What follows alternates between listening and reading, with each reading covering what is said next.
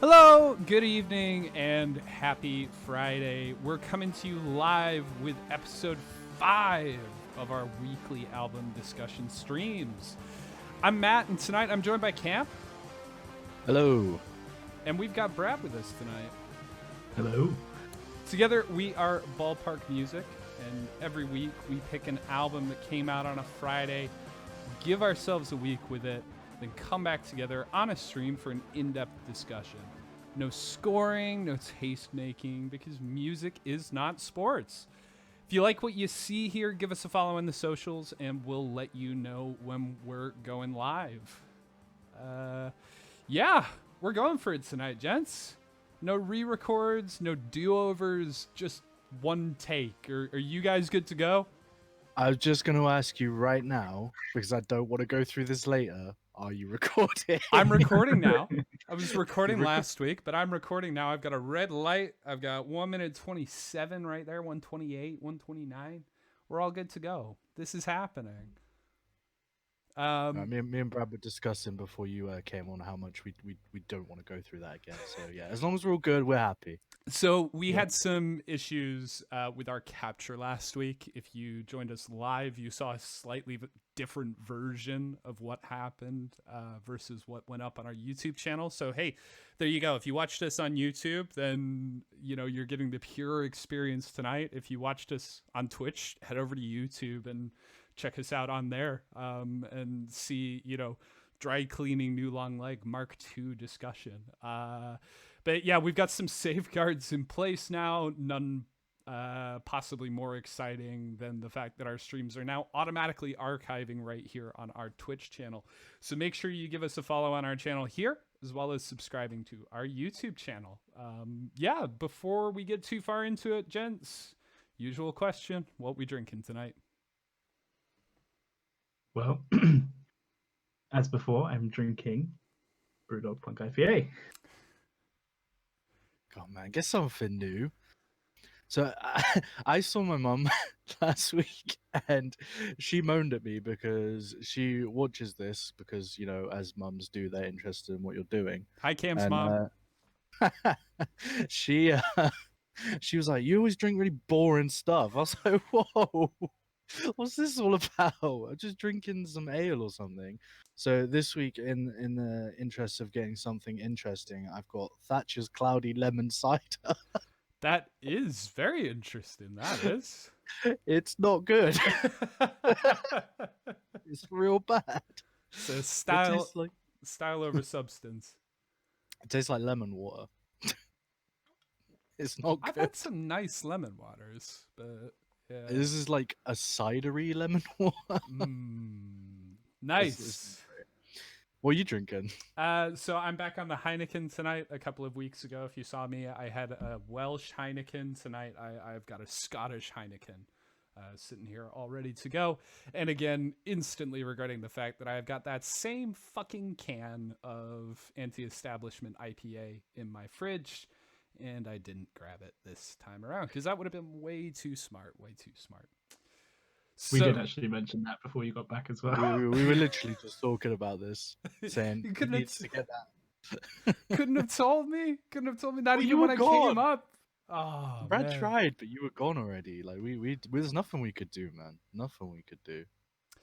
So I think moving on a little bit here, I'm not too sure how much you both respectively get out of your license fees, but I've been keeping an eye on a couple of articles over the last few weeks on the BBC website regarding a group of songwriters who have organized a campaign to try and change the standards surrounding publishing and songwriting credits in the music industry. I'm going to do just a little bit of wizardry here to make sure. Yeah, that should be showing on the screen now. There was a slightly more newsy article about this a couple of weeks ago, but I want to focus on some excerpts from Mark Savage's piece, Meet the Songwriters Who Told Pop Stars, Don't Steal From Us. We will pop links to both of these in the description.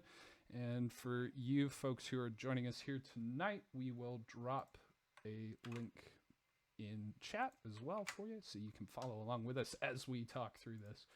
article here. But yeah, I mean, we were thinking about having a little bit of a discussion just around some current news in the music industry. This seemed like something that I think everybody here would have some strong feelings on. The article itself kicks off just with a little explanation about Dolly Parton's experiences when Elvis wished to record a cover of I Will Always Love You in the 70s, but his manager demanded over half of the publishing rights, which led to the deal falling through when Parton stood fast. And then if we just fast forward a little bit, I want to read a quick little excerpt about the current state of play. So the pressure on writers to surrender their songs has become so pervasive that a group of the world's biggest hitmakers recently broke cover to bring the practice to light. Calling themselves the Pact, they signed an open letter last month in which they vowed to stop giving away publishing or songwriting credit to anybody who did not contribute to the music unless they received, quote, equivalent or meaningful compensation. You might not recognize the signatory names, but you have definitely heard of their music. Collectively, their clients include people like Justin Bieber, Harry Styles, Ariana Grande, Lady Gaga, Taylor Swift, Michael Bublé, Lorde, and Sam Smith, although the letter was not directed at any specific artists. The campaign was organized by U.S. writer Emily Warren after she became tired of writers being bullied into giving up a share of their royalties. Just fast forwarding a little bit, Warren recently received a Grammy nomination for her work on Dua Lipa's Don't Start Now, and, you know, rightly so. She's received a Grammy nomination for that masterpiece. Says that demands for co-writing start with a 1% share, rising as high as 20% with an average of about 15%. Writers who object are told their song won't be used or it'll be relegated to an album track, harming their chances of making money. So essentially, I think this, you know, really boils down to a quite skewed power dynamic by the sounds of things between publishers, the artists they represent, and the talented people who are helping them put their hits together. Gents, this clearly remains as much of an issue now as it did back in the time of Elvis and Dolly Parton's exchange. Have you got any thoughts on this? Many. I think it goes further back than that. I think this has been pervasive in the music industry since the music industry became an industry, basically. People that write songs get either ripped off or they get the short end of the deal consistently, despite the fact that it's, you know, their music that's being out there that millions of people are loving and enjoying, and they should absolutely be paid what they're worth. I will say there's a lot, you know, around people saying, "Oh, write your own songs." I have absolutely no problem with having a songwriter or a ghostwriter or anything like that, you know, because performance is a very different aspect of this whole thing. And there are some people that don't want to perform or just aren't as good at performers as the people they're writing songs for. But if you're using their songs, pay them and credit them. It's that simple. Like, it doesn't need to be that much more difficult with that. Then the industry is nothing without these people. So I think you guys might be able to help me out a little bit more on this. So, I mean, I hadn't really sort of realized what the kind of the standard was when it came to who gets credited when you're releasing an album. This was something that we actually ended up talking about through the course of recording our own music, right? And it kind of shocked me what the threshold is to get a credit. I mean, it's slightly different what we were talking about versus this. Obviously, you know, this is about having people come in and help out.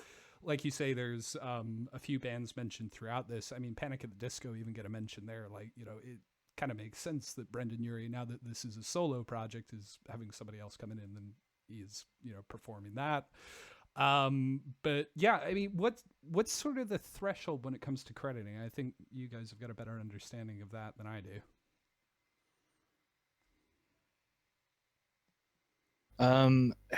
It's kind of really broken at the moment. There's been a lot of lawsuits around people just using the same chord progression as a song, and it's very like you won't hear it in the two same songs, but there's, you know, things going around that, and then you have to have a writing credit for the original artist. I think the The really famous one from a few years back was a Marvin Gaye song on Robin Thicke, where Marvin Gaye, I think, is now actually credited as a writer on that song, or whoever helped Marvin Gaye write that original song. And you listen to the two songs side by side; they don't sound anything like each other, and this is going on and on and on. So the bar is low for getting credit. And it's not so much the credit thing; it's paying people fairly for their portion of writing the song. I think is the actual issue. And maybe it's harder for those people to get credits because obviously there's the Radiohead suing Lana Del Rey over something sounding one of her songs sounding a little bit like Creep, and them claiming things. So now they've got a writing credit on one of the songs. So I think it's easier for those people to get a writing credit, and because there's no money left in the music industry anymore, these people are going after every dime, cent, dollar that they can go after.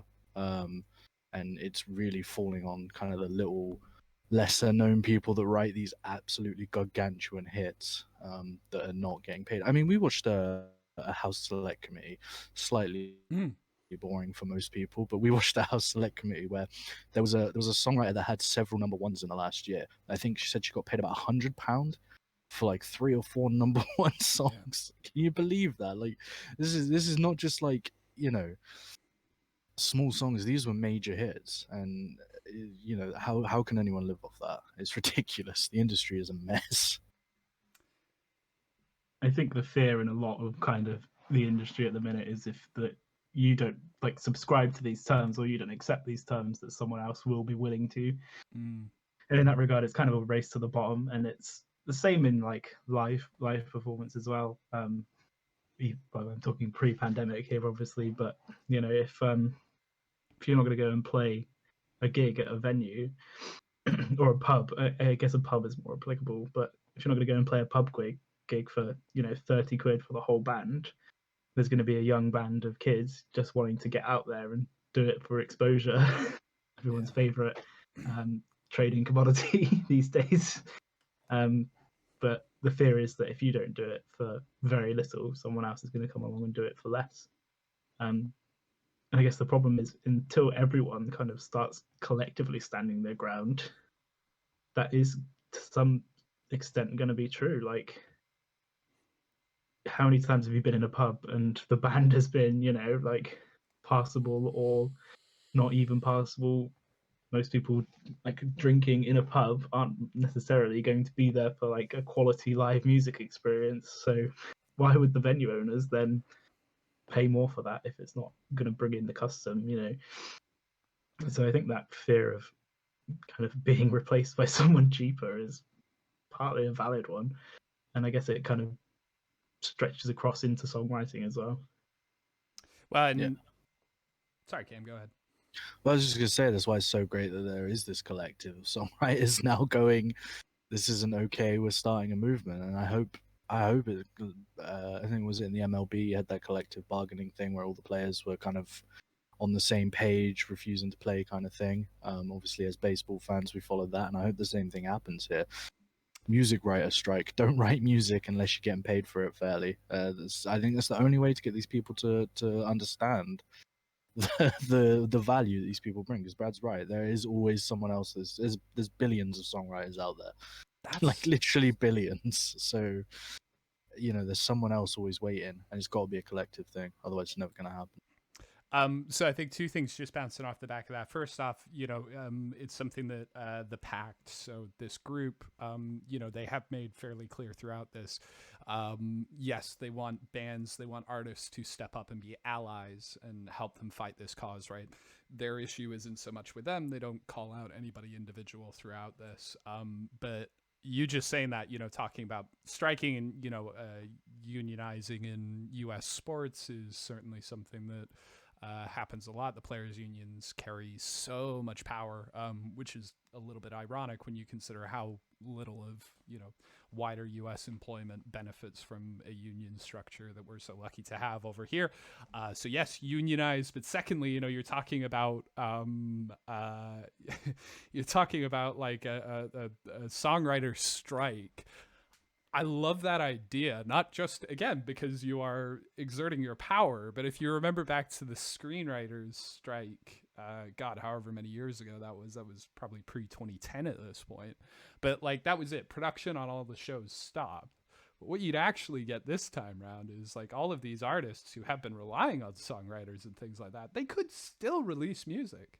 We could still have output from the industry, but you would just be hearing, the things that people are actually writing for themselves throughout. Wouldn't that be a fascinating 6 months? And the added benefit of it is, songwriters are going to get a nice, strong, solid cut of everything that comes after it when, inevitably everybody folds. But yeah, I mean, you both made some very solid points there. It's, I think, really important that the Pact has brought this to, I wasn't aware of this being an issue before.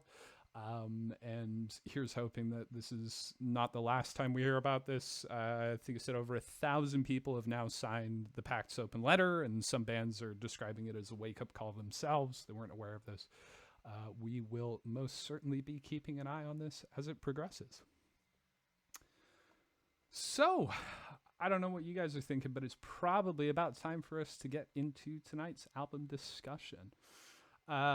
If you were with us last stream and are tuning in, you're probably getting yourself ready for some deep Fado discussion. And I'm terribly sorry, but I'm going to have to disappoint you right here. We took a look at the album that was suggested to us post-stream last week and realized pretty quickly that we probably wouldn't have been able to do it any justice in a single week.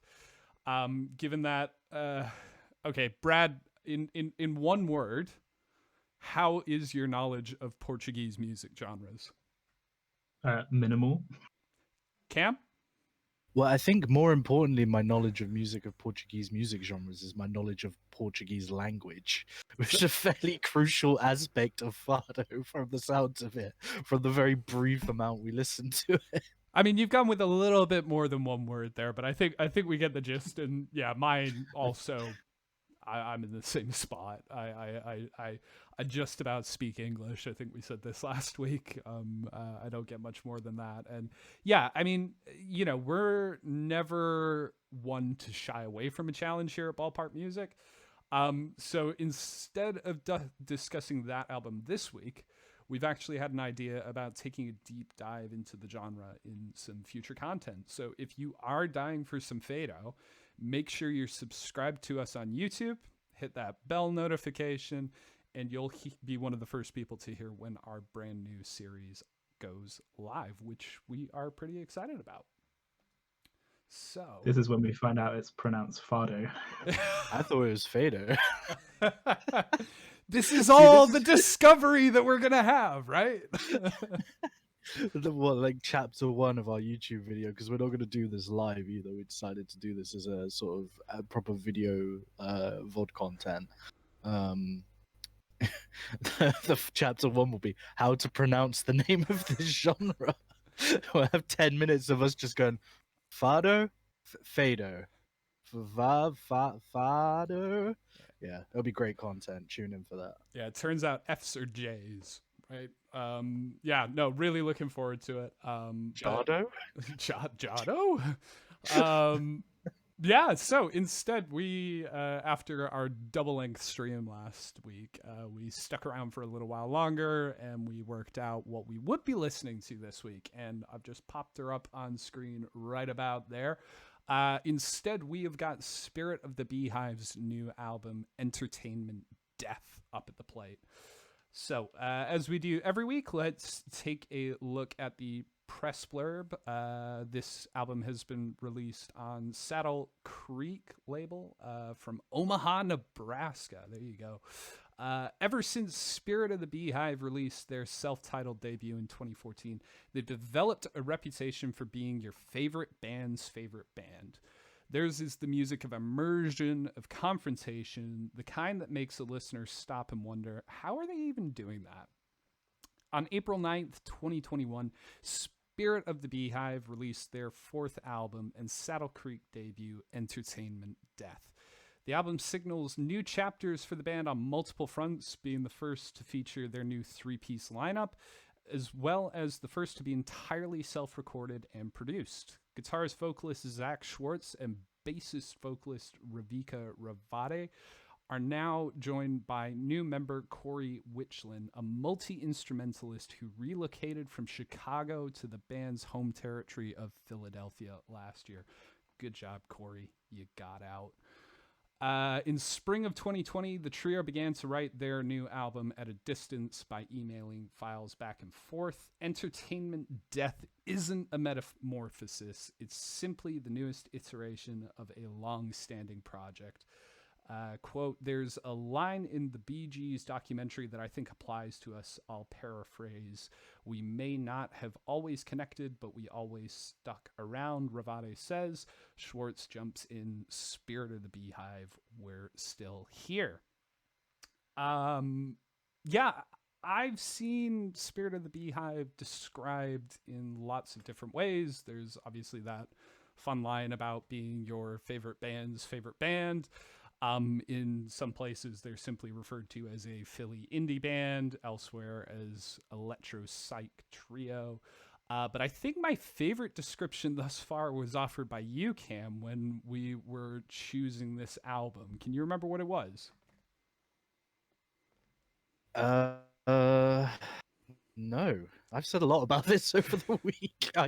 It could have been anything. What was it? I'm dying to know. I think it came to you secondhand, but it was something along the lines of Indie's answer to the Death Grips. Oh, it's like Neutral Milk Hotel meets Death Grips. That's even better. I missed the Neutral Milk Hotel part.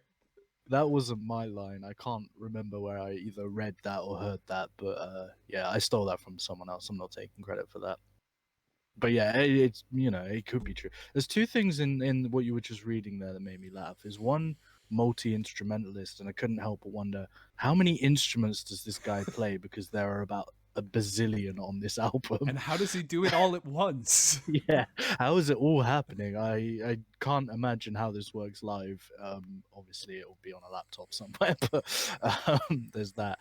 And secondly, I also actually saw a meme in the week that said that this is Mitsuki's favorite band. I don't know whether that's true, but I can see that being a very real possibility. For all the uncultured people who are, you know, on the stream and you know, potentially sitting in this chair, what's a Mitsuki? Mitsuki is a American artist.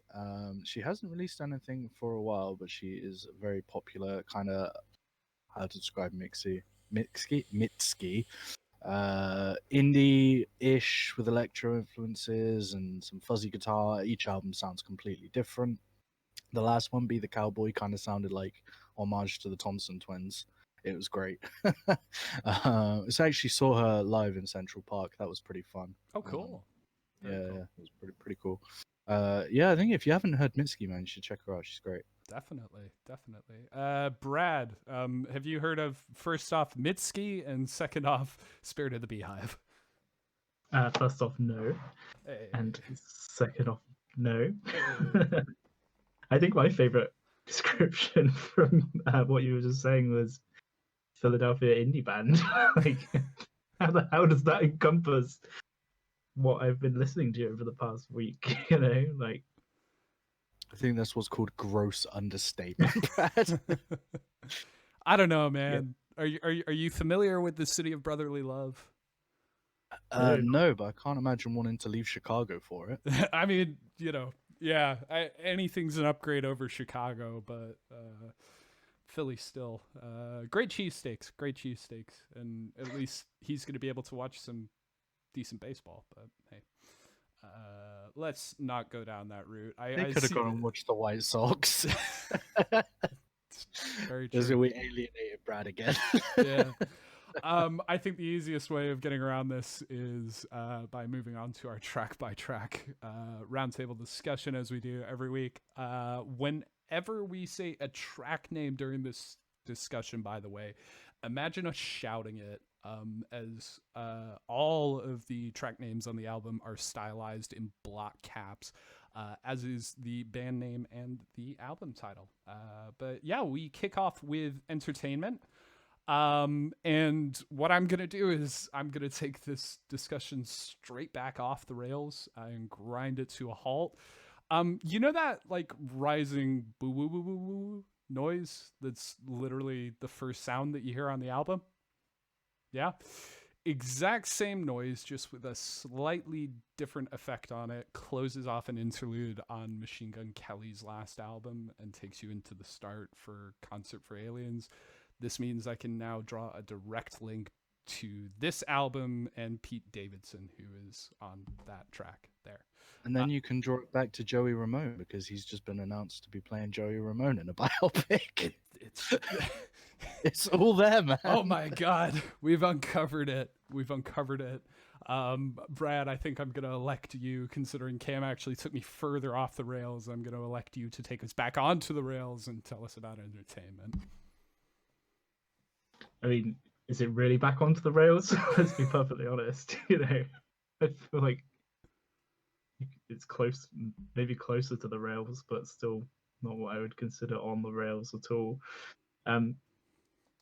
You kind of immediately feel, I think, when you start hearing this, like you're in some kind of fever dream, some kind of altered state.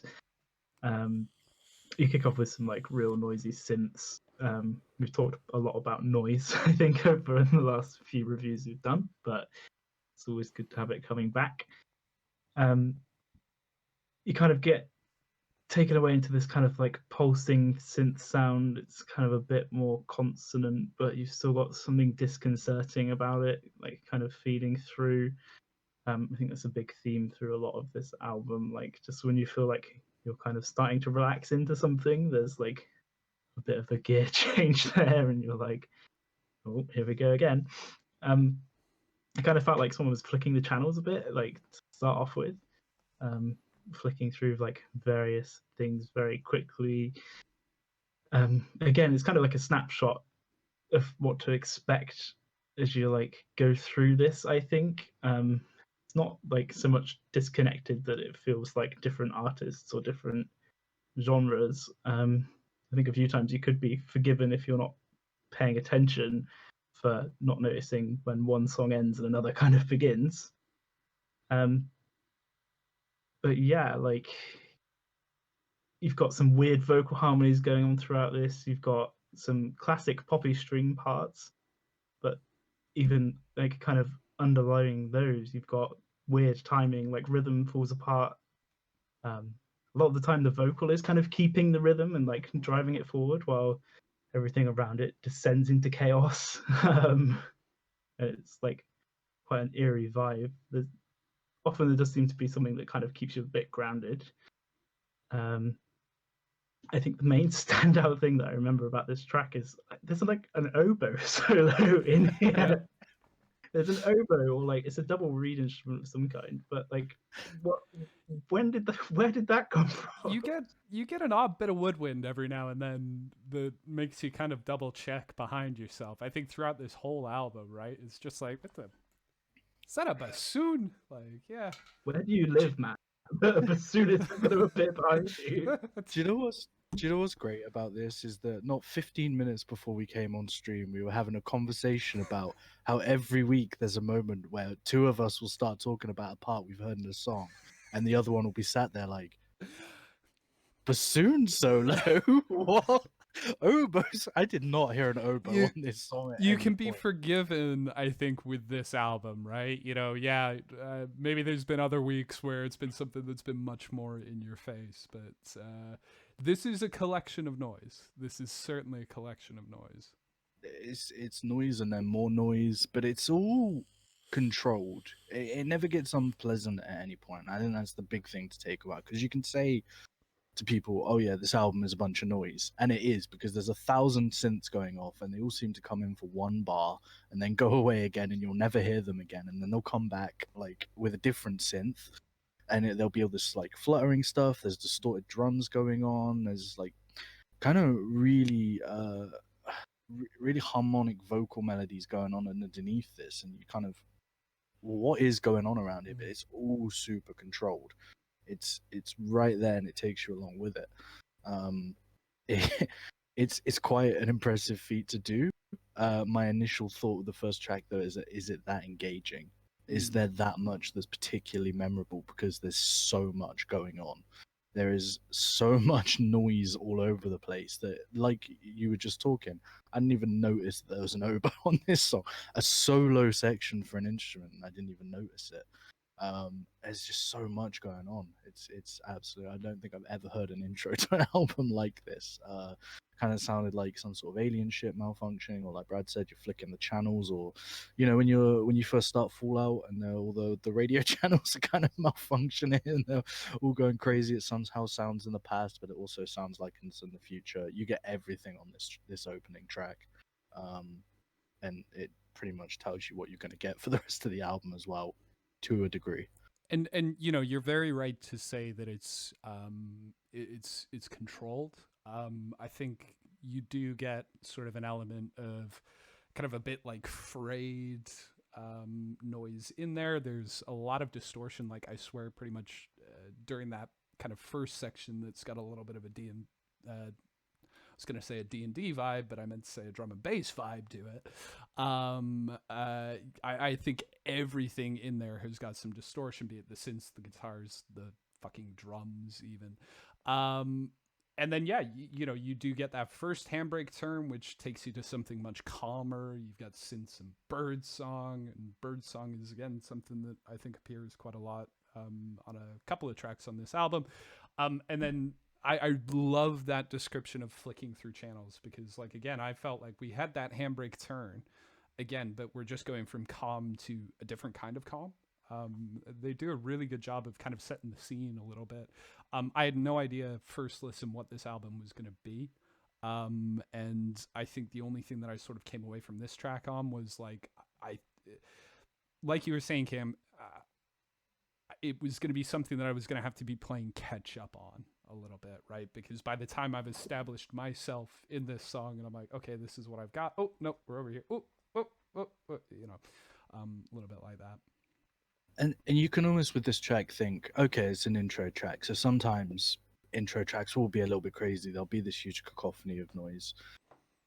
But this is going to be a theme throughout the album. The other thing that I want to point out is that there's quite a lot of heavy use of really traditional, rock band, guitar band setup here. You have an acoustic guitar, you have an electric guitar. It's quite indie, it's quite grungy in places as well. You have sort of quite 90s vocal going on as well with the two singers, the sort of harmony that they're bringing. It has a really classic feel to it in a really odd way. Like kind of, you don't really know why it feels classic, but it does underneath. It's underbelly at the very core of it. Yeah. I mean, I had some really grand ideas about setting up in the corner over here, really like a counter with the number of different sounds that we've heard on a track just going up each time we flicked to the next one. Entertainment, I had already lost count and decided, you know what? Nope, this is a bad idea. I'm not going to do this. You both actually mentioned the vocals as well. I think, as you say, Schwartz's vocals cut through and really establish that track on that first change that you've got, and Ravi's vocals come in and harmonize really nicely. But ultimately, I feel like I'm trying to see through the real musical fog to see the song's horizon, and I don't get that every time that I hear this. Hey, let's move on to the second track. There's Nothing You Can't Do, and we're quite abruptly introduced to it with, a whoosh of static that gives way to some samples of speech, which you get a lot of throughout the album, and some drums. Brad, did you take the revelation that there's nothing you can't do to heart? Yeah, I suppose. No, not really. I think that kind of got lost to me a bit on this track. Kind of getting absorbed again in all the kind of different things going on. You've got like another kind of a darker, more dissonant intro here. Like you say, you've got like the found sound kind of themes running throughout it. It's more of like an electronic kind of drum sound, that kind of feel, kind of kicking us off into this one. Um,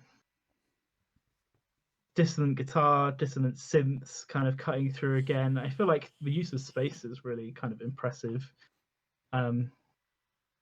Things kind of taking up their section in the stereo field, which helps things like kind of feel a lot more deliberate. Like you never get like a mess of things going on all around at the same time. Like things will pop in like from one side or things will pop in from another side, and it does kind of help, I think, with that control thing that we've been talking about a lot. There's lots of like great panning choices in here, and again, like it's being really grounded by the bass and the vocals. I think like kind of throughout this, like the interplay between the two vocalists is something that really does like actually kind of grab your attention, actually kind of like pull you in a bit more, rather than a lot of things that I feel can kind of wash over you a bit in a way. Like, I'm sure that's probably like deliberate effect. It's a very immersive kind of experience. But I found myself being pulled towards those sections where the two vocalists are playing off each other. That's really interesting. I mean, I would agree. I think the interplay between the two is again where some of my favorite moments on this album come from. But if I felt a little bit lost trying to track down the MO of this album after Entertainment, I felt like on this track I'm picking up a little bit more of what to expect. So last week when we were discussing Dry Cleaning, we spent a really good chunk of time talking about how the vocals are the thing that you are immediately drawn to on the album, but really your focus should be equally split between that and the music on that album. I got the distinct impression when I got to this track that the vocals aren't going to be anything more than like an accompaniment on this album, and certainly not where you're going to be drawn. So it's interesting here you say again the complete opposite of that here. The opening half of the song does have Raviti's vocals fairly centrally, and she has got a fantastic voice. I even thought that the vocals here and elsewhere are actually a little more obscured in the mix to my untrained ear, and this is where you guys can just rip this point to shreds right here if you want. But it's nothing more than another piece of the soundscape that we are building up. I don't think you're wrong that they are quite buried in the mix with this sort of deliberate lo-fi kind of effect on them. The thing I will say is I agree with Brad is I think they are the engaging core of this song. Every bit of melody is held within the vocals, and it's a very kind of describe it as a shy melody. It's not an in-your-face melody, but it's the thing you really latch onto because there's almost white noise going on around you all the time. So you're looking for something to hold on to for dear life. You've just sunk on the Titanic and that's your life raft. That's the big piece of wood that you're not going to let Leonardo DiCaprio onto. I didn't write that down. That just came to me. Oh yeah. See you looking at it real close there. I did. I thought I did, but I didn't though. To be honest with you, I don't know about you guys and how familiar you are with their work, but do you remember a '90s band called the Cardinals? They had a few big hits. I think if you went on YouTube and found them afterwards, you'd absolutely know their songs. They're two of those absolute quintessential '90s songs. It kind of felt like them, but it was melting. It's a really weird thing to say about music that it felt like it was melting, but they do a really good job of giving you a sense of feeling rather than a sense of like sound at times on this. And I thought that was quite. It's ambitious, and they pull it off. Again, is it that engaging? Is it that memorable of a song? Maybe that's not what they're going for, and they're going for an experience here. But it just. I don't know. I don't think about music this way, and it's absolutely fascinating to obviously listen to a group of people that feel of it as an experience rather than I want to hear it. I'm not saying it's a bad song by any means, but I want to hear like a great song, great hooks, great chorus, great everything.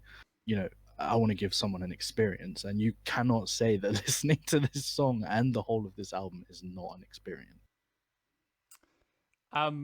Cam, you got those real strong indie illusions on that first track there, and again, I think this speaks to that experience that you were talking about, or maybe also speaks quite well to, you know, the melting aspect there. But, you know, you've got that fairly consistent acoustic guitar that carries everything through early on, and then it gives way to a breakdown that feels like Trent Reznor wrote it or something like that, right? Yeah. Yeah, and I think those sort of distorted guitars and scream vocals, it feels like there's songs underneath. Do you know what I mean? It's like there's layers of songs to this. There's the song underneath, and then there's the noise above, and like Brad was saying, it's a really impressive use of space because it you know, with a bad producer and a band that don't have this kind of as their MO and sort of 4 albums worth of experience or whatever it is. It could easily be that, but it doesn't end up being that, which is, you know, really impressive. Did you guys, you know, I think there's other tracks where this is more apparent, but it's certainly something here and worth asking early on. Did you ever feel panicked or anxious as a result of any of the music you were hearing?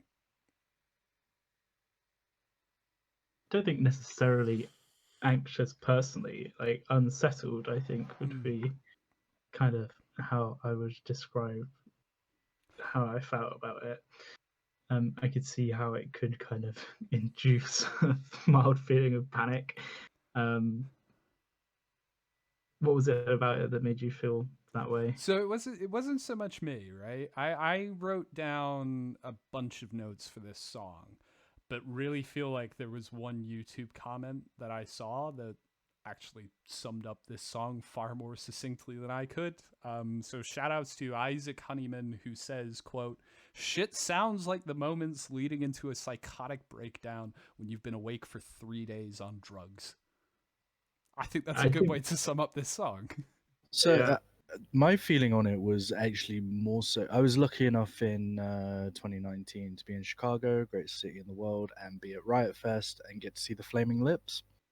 And I'm not the hugest fan of the Flaming Lips by any stretch, but going to see them is a hell of an experience. And it's this very psychedelic, you just zone out into, and that's what this music makes me feel like I'm watching the Flaming Lips live. That just absolute, you know, psychedelic happening, which is akin to, you know, the end of a 3-day drug bender as well. So, you know, yeah, they're kind of the same thing, I guess. I did wonder where you were going to when you were saying, I was lucky enough in 2019. It's like, go on. I can't, man. My mum's watching. All right, to save you, let's move on to Wrong Circle then. So, you know, again, we open up with synth and interspersed bits of speech and some sprinkles of horns. And just to throw a bit of a curveball here, it reminded me of Enter Shikari a little bit, the intro to this song. There's an odd moment throughout the album where I pick that up in a couple of other places as well, but I think it's probably more as a result of some melodic similarities between the two. I mean, this section, for example, sounds like somebody took Waltzing Off the Face of the Earth and mashed it into Fanfare for the Conscious Man, and then put a little bit of Shirin Yuku in the pot too. You know, I think it's more those melodic similarities rather than an overarching influence. Cam, did you feel like you were picking up anything on an influence scope to this point? I know you've spoken through kind of that vague Flaming Lips illusion, the Cardinals one. Anything else?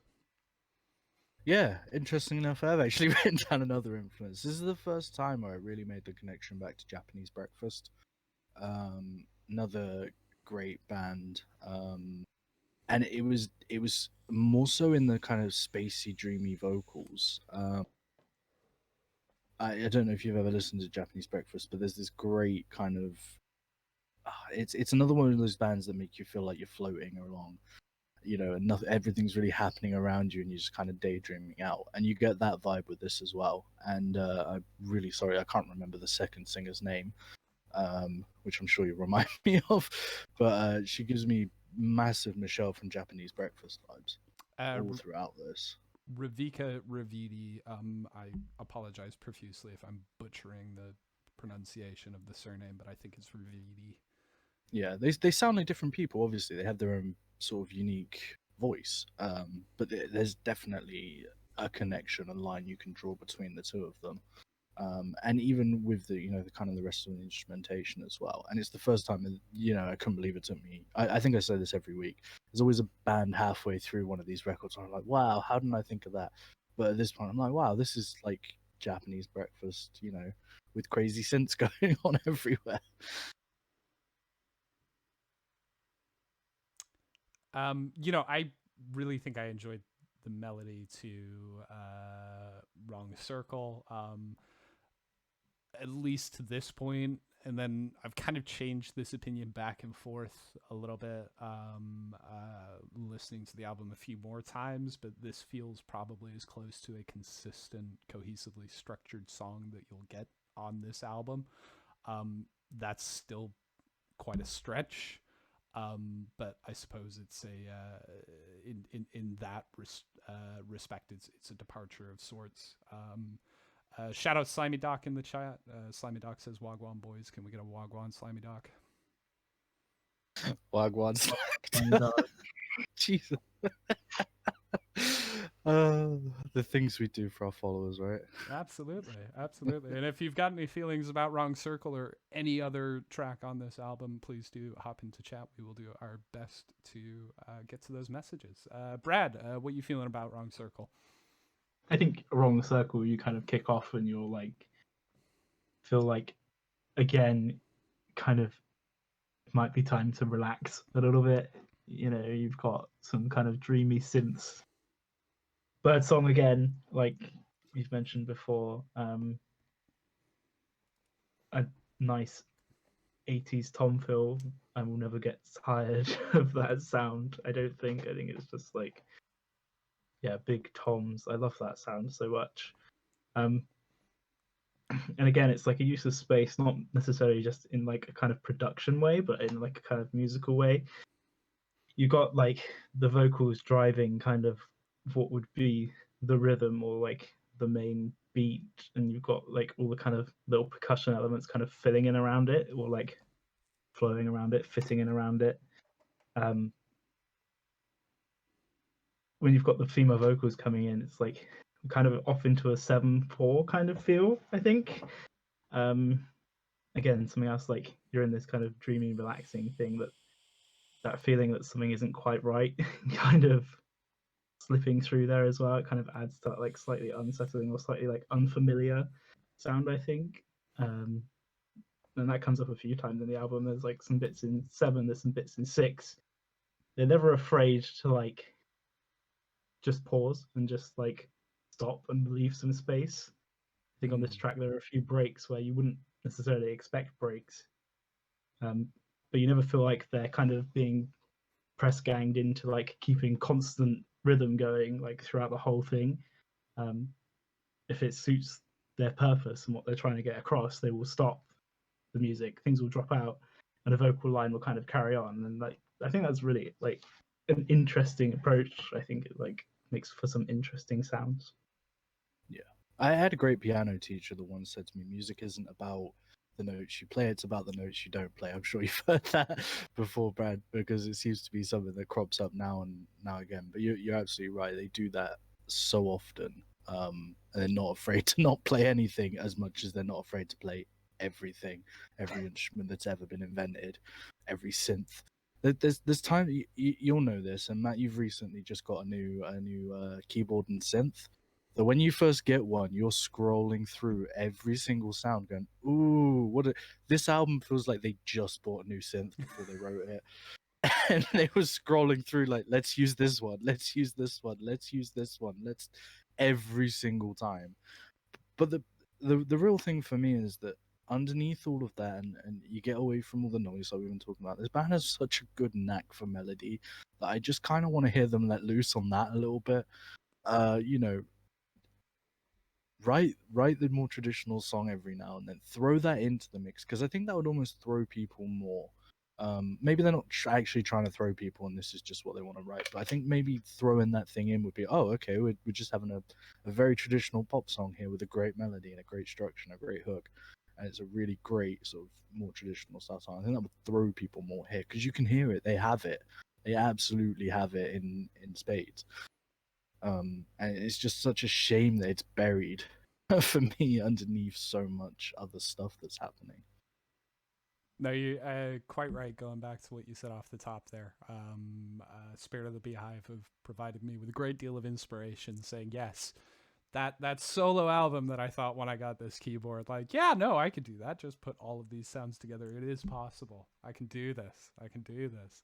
I think the one thing you'll find though is it's quite difficult to find space for all those sounds, which they do provide a bit of a masterclass in. Yeah, that's what you help out with, though, right? You know, production and everything like that. Ballpark music is great when it comes to production and everything. You can fix that for me. No, that one's on Brad. that sounds like a Brad project to me. All right, Brad, you and me after this stream, let's get talking. I mean, I'm gonna say something more about Wrong Circle, and I think this says far more about me than it says about the band, and it's gonna come across potentially a little bit disrespectfully. I do not mean it that way, and just know that I really hate that I wrote this down. If you were to strip away the vocals from a great deal of this track, man, if it doesn't sound too dissimilar for something you could just drop over the title card on a meme compilation video. I mean, it would be one of the best examples of that, but it's just going back. You guys have summed it up better than me. You know, it's all of this kind of synth wave sort of vibe to it.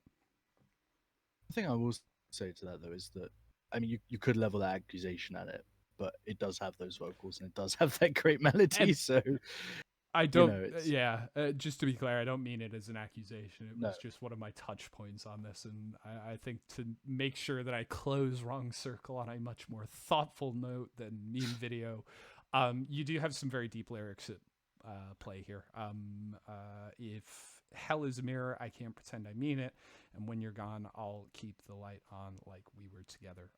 There's a lot of really good writing, I think, that goes on throughout this, and it's subtle. It's again going back to the thing we spoke about with dry cleaning, where, you know, we could sit here for hours and try and interpret some of this stuff. This is a lot more kind of short form than that, but there's a lot of depth here, a lot of depth. You raise a good point, because I don't know about Brad, but I didn't think about what was happening lyrically once during the 10 plus times of listening to this album over the last week. And not once did it cross my mind to go and think, oh, I'll look at the lyrics, because they just don't jump out at you at any point. And I'm wondering if they kind of, maybe they wanted them hidden, and they were, wanted you to go find them and go, look it up and create your own lore around it, a la King Gizzard or something like that. But that's a great line that you just said. There's some great lyrics written there. Why not show them off a little bit more? Especially as you've got two really good singers and, really good melody writers, clearly. Bring them out. Let them come to the forefront. We've got a couple. I think that is. Sorry, Matt. I think that is kind of like. I think that is probably a deliberate approach. So the subtlety, as Matt put it, and a lot of the things going on in this album are incredibly subtle. Like I mentioned about 7/4, and it doesn't jump out at you in a kind of math rock way where you go, oh cool, this is in 7/4. They know how to count to 7 instead of 4. It's it's done subtly, and it's not done to be look at me, look at this technical thing. It's done because it fits the song, it fits the melody, it fits the vocal, it fits the hook. And I think possibly the same with the lyrics, with the subtlety. We're talking back on There's Nothing You Can't Do, about how you kind of felt like you're melting, or the psychedelic elements to it. You've got lyrics coming through there Chemical in a Bag and things like that. Is that about literally about a drug experience, I think that's kind of a pervasive theme through this, is the subtlety, and is that kind of, it's here. If you want to go and look for it, then go and look for it. Yeah, no doubt. I don't disagree with that point, and that's what they were trying to do. I just wish sometimes that, there was something to take center stage, because there's never really anything that gets to take center stage. And you kind of wish there was something, because it becomes less engaging, because there is nothing. Like I said earlier, you're really looking for something to hold on to. to try and actually get into this album, because I guarantee on first listen, not many people are able to pay that much attention to anything that happens in it. So yeah, I just wish there was that, and I get that it's deliberate, and like you were saying, I didn't even notice this the 7/4, probably because I can't count to 7, but I didn't even notice that. But yeah, like I just wish there was something to take center stage, you know, something to really jump out at you. That was me from a listening point of view. And I won't disagree with you. I think on some of that writing being a little more in the background here, and again, overall, I mentioned on the last track that I think the vocal performance in general is kind of hiding a little, or at least standing closer to the curtain rather than behind it. I think there are a couple of places later on in the album, we'll come to them because I know I've written them down later on, where those lyrics do stand out a little bit more there, but I wouldn't argue that on Wrong Circle. So I tell you what, let's start fading Wrong Circle out a little bit, and as we do, it closes with some static noise, and this static then welcomes you into the next track, Bad Sun, and then you get an indescribable noise, and then you get some harp. I actually sort of found Bad Sun to probably be the catchiest song on the whole album that stuck with me the most across the week. Brad, what did you feel about it?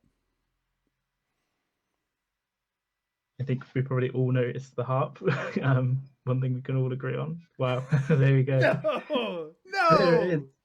You're shitting me, dude. Did you put the No, right I was album drawn on? to the string. Yeah, dude. All I heard, strings, synth. I've got that. I've got no harp. No harp at all. I think you're lying just to try and get to me now. A harp is a stringed instrument, so you could just put it in that strings basket and say, "Yeah, no, we got it." Yeah, I'm a professional at this. I noticed there was harp. Of course I did. I wrote all about the harp. 21 lines about harp. That lasts for 3 seconds. Again, some like really cool production choices, some really like interesting uses of sound. You've got some like reversed guitar sounds like coming through at you, and again with the panning, you've got like the chopped up kind of and reversed electric guitar like on the left side. You've got like a drony kind of guitar thing going on the right side. This time it's kind of the drums that are grounding you. I feel like the drums have got like a kind of straight 4/4 feel, where everything else doesn't really kind of care like what kind of time signature or what kind of feel it's going for. Everything else just like plays over it in a way. It doesn't sound disjointed, but it's not like bounded into this box of like there are 4 beats in a bar and we must write everything to fit within these 4 beats and variation. And I think that kind of, I think that's why some of the melodies like throughout this album are so interesting or so ear catchy, is because like not sometimes it just go, yeah, okay, it's in 4/4, but the melody is going to do what the melody is going to do. And yeah, it's a really interesting approach and a different feel. So yeah, you've got like a key change that comes in like in this one as well. Like you go up with tone from A flat to B flat, and that like kind of jars you and like propels you forward. And then it comes to this point where it goes like upper semitone again, and then we kind of lose track of where like we are like key wise and where like home is. We're kind of lost then again. And I think that kind of descends then into like the outro. I've done a very quick take of this whole track. It descends into this outro, and it's one of the bits I picked up on like on the first listen. The very first listen was like this feeling of falling. You've got like as you come to the end of this track, you feel like you're falling. You've got like really dissonant lines on the strings. It's a tritone, like drony kind of thing going on. Things kind of, I think this is, if any song in this album feels like it's melting, this one really feels like it's melting. You've got like things drooping, things slowing, things like sound like they're on tape, which is severely degraded. Like it's been left outside for 6 months in the rain, you know. Yeah, adds to that 90s feel to that. It's funny you say that, because I've also written down it feels like you're going backwards and forwards on this track a lot. Like you never kind of yeah, it's just pulling you everywhere. Like, you felt like you were falling, you felt like you were going side to side, and it just goes back to that thing we were saying earlier. It's an experience, really, isn't it? Listening to this, like, no matter what you think about it and whether you'll ever listen to it again, I would encourage everyone to go through and listen to this album at least once, just for the pure experience of it. Yeah.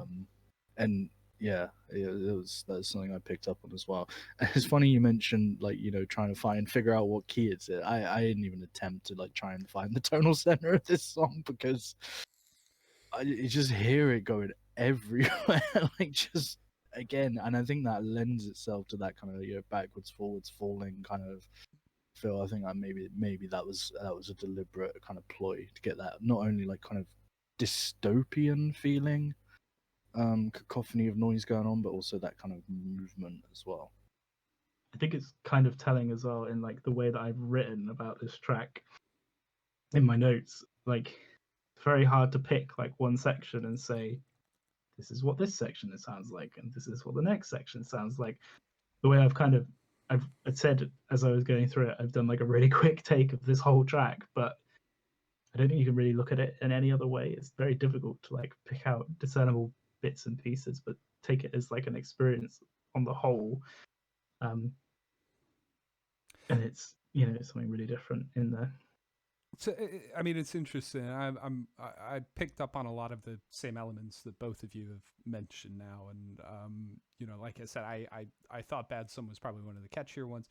It was certainly the one for me where we're still a collection of noise, but I feel like it really started to arrange itself nicely on this track, and as you say, that might have just been me saying, okay, I have a better feeling of what's going on here, so I'm along for the ride. And it's because you've got those elements that I think really, yes, they're coming at you from left and right, but it feels focused, because to begin with, your focus is on the vocals, how you want to pass the time. I know you want to live so you can't die. And then, as you were saying, Brad, the drums herald each change of music, so you're prepared for that transition rather than playing catch up like you were on a song like Entertainment. We pound the snare, we get strings, we get a real clear kick hit, and then, like you said, you've got that key change that comes alongside that. It feels maybe a little more deliberately crafted to me, than some of the last few tracks, which came across more like an eclectic jam or something. But yeah, still, like you say, an experience, maybe less of a cohesive song structure in the way that we got close to on Wrong Circle, but not quite there. But yeah, really liked it. Really, really liked Bad Son. So I think at that point, we'll move on to Give Up Your Life. And I am going to ask the question, who here has played Hotline Miami? Anybody? Hey. I have not, unfortunately. You're going to have to describe that one for me. So, top-down shooter, came out in 2012, and I am frankly horrified that it's been nearly 10 years since that game came out. That's terrifying. But yeah, I mean, it's one of my favorite games to play. It's something that I pick up at least once a year, and a significant part of that is down to the soundtrack. It's 1980s Miami inspired. And what the music does so effectively in that game is it accentuates the tension and the violence, which is prevalent throughout, as something that is, okay, pixely, etc., but it's all there. Coming back around to the point that I'm trying to make here, the opening of Give Up Your Life sounds just like that. It was that sudden, sharp, repetitive chord intro that just built and built and built to the point that I thought the speakers in my headphones were about to shake free, and then it just totally gives way. It sounded tonally similar to Hotline Miami, but it also gave me that vibe. What's fun though is that I kind of glossed over that intro because it's not that kind of it lasts for about 5 to 10 seconds, nothing more, and it's not something that we haven't heard to this point. It might be a different synth, I can't remember now because there's so many at this point. But I've actually written that this is like the calmest moment on the album so far, for me. After that point, there's still loads of electronica going on that kind of crazy synth thing, but it just feels more peaceful, and I think it really benefits hugely from that. You got like really nice guitar and bass progression, again, really nice melody. And I'm kind of getting the sense that these songs are written that way, that they're written from the kind of, almost as more traditional songs, and then everything else comes in afterwards. And you don't get that sense until this song. So maybe it's only this song that was written that way. But I get the feeling that maybe that's the way they go about it, which I thought was quite interesting, because it's like you have this really cool song. How do we make that crazy? It's quite an interesting point of view. Like, how do we not sound worse, but make it less kind of appealing in that sense to kind of a more mainstream audience, maybe. So yeah, I don't think anyone could say it's like a mainstream sound. You are right about the intro, though. It is nothing like particularly new for this album. It just kind of, at this point, it boils down to, okay, noisy intro, got it, cool. I think this is like one of the more stable tracks rhythmically. Probably where I started to feel like there was like a bit of a groove going on. And you've got like some kind of chanty vocals going on behind that, the drums and the vocals together. Guitar sound on this one was cool. It's like, I don't know if it's just down tuned or if it's pitch shifted, but that was something that kind of jumped out at me as like another really good production choice there. The vocal kind of fits into the overall rhythm, like a kind of stable feel here. There's still some odd breaks where, like we said before, they're not afraid to kind of just leave some space. And it kind of started to notice on this track a lot of the time, you have got those really strong melodies, and they're not just left to the vocals; they're like kind of being reinforced with like other instruments as well. Like you've got a vocal melody that's backed up by a synth. You've got a vocal melody that's being backed up like by a guitar line. So there's obviously like a lot of emphasis going on these vocal lines. I know at certain points in the album, it feels like they're kind of buried in the mix, or they're a bit more subtle. I feel on this track, it's like they're really being kind of added to, they're being highlighted by having these other things backing them up. I mean, I'm not going to spend any more time us talking about the intro of this song, but I'm a hard disagree with both of you. I genuinely have written down here, I think the intro to this song is one of my favorite moments of this album. But that foundation of that solid bass and guitar does run throughout this track, no doubt. In terms of sounds that one or two or three of us heard, did anybody else pick up on like what I thought was a boiling kettle? And definitely wasn't a boiling kettle, but no. Okay, good. Just you on that one. And that's fine, because I think even when I was writing it, I'm like, it's totally not this, but it sounds like it, so I'm gonna write it down anyway. It's just such a thing of this album, though. Is every time I listened to it, I picked up on a different instrument that I hadn't heard before coming into one of these songs constantly. So you could be right. There might very well have been a boiling kettle in the mix there. Or someone was making tea. Yes, there's someone making tea and they forgot to turn the mic down, the mic off or something.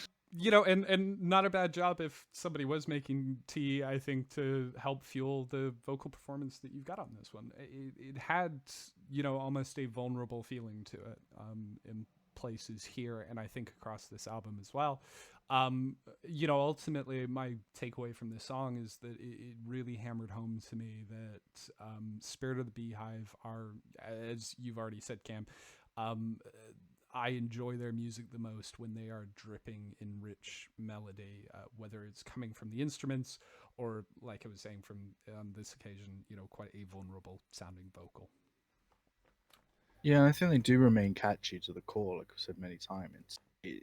It's surprisingly catchy, and it feels like they wrote a catchy song, and just thought, no, this isn't it, and decide to make all the edges afraid. I think I said earlier that there's no middle ground with this music. It's really catchy at the core, and then it's really wild at the edges, and there's kind of nothing in between those two kind of moods that they go for.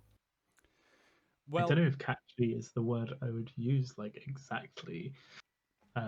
It's obviously like really strong melodic moments in here, but catchy. Like, I don't really feel like there's like a particular hook that stands out to me in like a catchy way. I use catchy in the sense that it's not like, we talked about Dua Lipa earlier in the stream. It's not like, Don't Start Now or something where you're like, wow, that's catchy as heck, kind of So thing. catchy. But it's so catchy. All praise Dua Lipa, basically. But there's definite synth melodies and vocal melodies that are backed up by synth melodies that you'll find yourself humming. And there's one particular track, I won't spoil it now, coming up later, where you definitely find that. And that's kind of more what I mean by catchy, where it's like, like you just find yourself singing along before you even know it, kind of thing. So I tell you what, let's take some of that fray that we've got around the edges that you were describing there of the songs, and let's pull that back. We get a little bit spacey as we move on to rapid and complete recovery, and the track opens up in a particularly stripped back manner compared to anything else we've heard so far. You have got bass and you have got some bongos to it. I can still draw a lot of my Hotline Miami similarities with the synth flourishes. And hey, there's some fun guitar picking at the beginning of this too, which pitches up in some really weird places. You guys heard bongos? Yeah. I'm joking. I definitely heard the percussion instrument. I didn't know whether it was bongos or not, but I think that that was the really noticeable standout. And the thing that I wrote down straight away was, I don't think I've heard an album that uses this many instruments as part of its composition, because this is another new notable instrument that they're just kind of bringing in from nowhere. I haven't heard it before on this album, and you kind of expect, all right, I'm going to hear 1,000 synths, but when they're coming to more traditional instruments, they're not really straying away, but then they start doing that here and going to that kind of thing, which is really interesting. It's out of nowhere, I found anyway. I think the use of percussion on this, like throughout, is really nice. It's something I kept like not something that like grabbed me and really pulled me in, as percussion, generally wouldn't. But I kept coming back to like, wow, that's really nice. Like the percussion in this track's really nice. The percussion in this track's really nice. It did keep like kind of piquing my interest and like making me lift my ears up a little bit. Is it? Do you think it's the variation that you get? Because again, we've got something, and whether it's bongos or something else that's being played here, but then you've got some stuff that's like super quantized in other tracks and very electronic. Is it the variation in the percussion maybe that's part of what's so engaging about it? Which again, as you said, Cam, you don't get many albums that use such an array of instruments, but you certainly don't tend to get that with percussion. I think like rhythmically, the variation in percussion is something that like piqued my interest, especially when you've got other things going on underneath it, like kind of odd time signatures and things like that.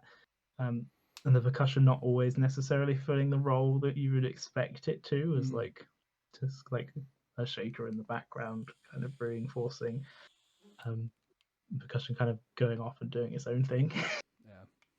I'm going to say something blindingly obvious, but you don't really notice the percussion on this album until you do. I don't know if you know what I mean by that, but it's kind of there for parts, but then some parts it becomes really, really prominent, and it's everything about the composition of the song. Like in one of the previous songs Brad was saying, it might even been this one. Kind of lost at this point in this album as to where one song starts and one song ends. But yeah, I mean, when it's notable, it's really prominent to the song's core, but the rest of the time it just kind of melts into the background, and you've got all different types of things going on that on one listen you wouldn't necessarily notice. The other thing that I really picked up here is there's so many noises that I've personally spent hours trying to get out of my mixes, or re-recording source sounds so I don't get little slides in my guitar playing or something like that. But I just leave everything in here as part of the like the core of the song. You get so much of that fret slide action going on that you'd normally not want as much. And I think that's as much as part of the composition as anything else going on as well. while we're on things that stand out here, this for me, Rapid and Complete Recovery was another track where the vocal performance really stood out. You're fighting a little bit against a set of trumpets that briefly join us, but Brad, just going back to what you were saying earlier, this is another spot where the interplay between Ravidi and Schwartz's vocals are really wonderful. And again, that's another thing that tends to be a highlight for me whenever it happens on this album. They perfectly weave together on this track to create a really calming aesthetic. One lyric mentioned being compressed in a vacuum, which I can imagine in practice probably is, a lot less pleasurable than it sounds, but it's how I feel for most of this song. I'm just floating through that melody, and it remains quite serene until the plug is pulled right at the end. The lyrics call out being dissolved into fragmentation and ask, is it the whole that's devouring us here? But I actually really, considering what was joining us, sound-wise, I couldn't shake the feeling that I'd just been uploaded to like a Sega Mega Drive or something. And I think that takes us neatly onto the server is immersed, where I think we're still actually uploaded somewhere along the system. What are you thinking here, Brad? Well, firstly, I've got an in-joke that probably one person in the universe will get and is not watching this stream, which is, so tell it. I wonder if this is some weird reference to Microsoft's Project Natic. I find that way too funny.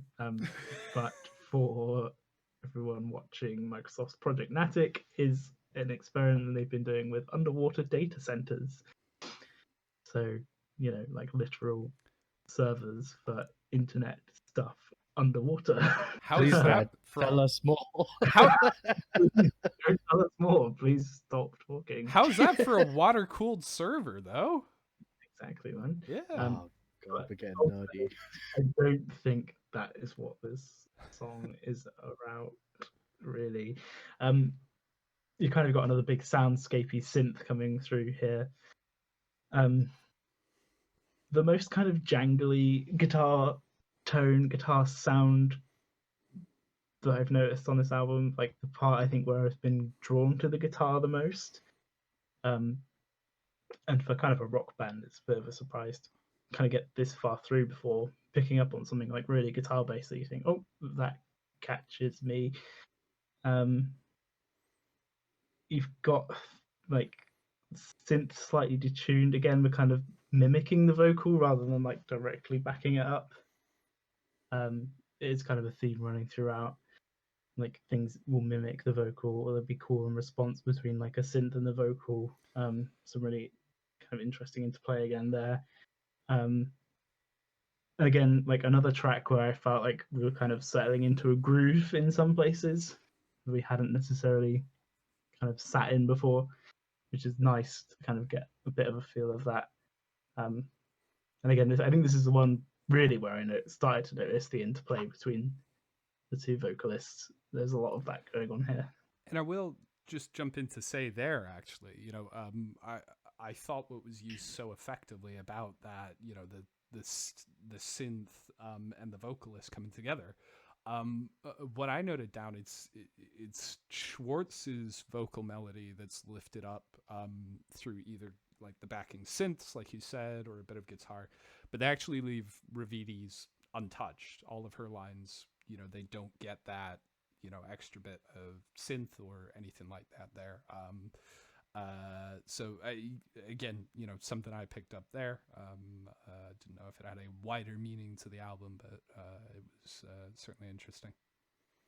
I didn't actually notice that because I was so distracted by the fact and angry at myself that I hadn't noticed this before. But I started getting at this point huge Smashing Pumpkins vibes.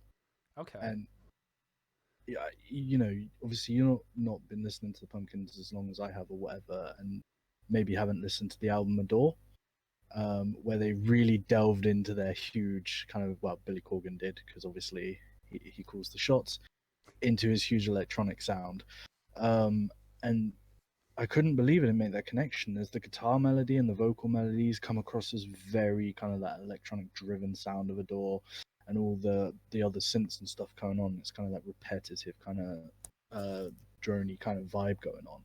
I just couldn't believe I was so distracted that I didn't pick up on that before. That's mostly what I took away from this song. But then again, you've got this great back and forth between the vocals as well, which is obviously different because no one else will be able to sing on that album because it is just Mr. Corgan himself. And the back and forth between the vocals is really the center of this song for me. Kind of felt like when you get one vocal come in, it feels like a different song, and then you get another vocalist come in, and it feels like another song, and it's really strange. It almost like marks the sections whoever's singing, which I thought was quite cleverly done. And look, I think the other important aspect of the server is immersed here is that you still get those moments of chaos, which I think are becoming pretty trademark here. Another trademark thing, I've written it down here, more bird song. We've mentioned that a few times.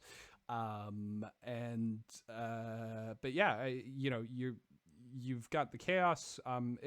The track then closes out with some strange synth that builds back up some tension and discomfort, which the last two tracks, being a little more melodic, being a little more stripped back, etc., they started to wash that away. Then we move on to track 8. It might take some time. How far off the mark am I to say that the opening of this song has some allusions to like Britpop or maybe some more classic artists in it?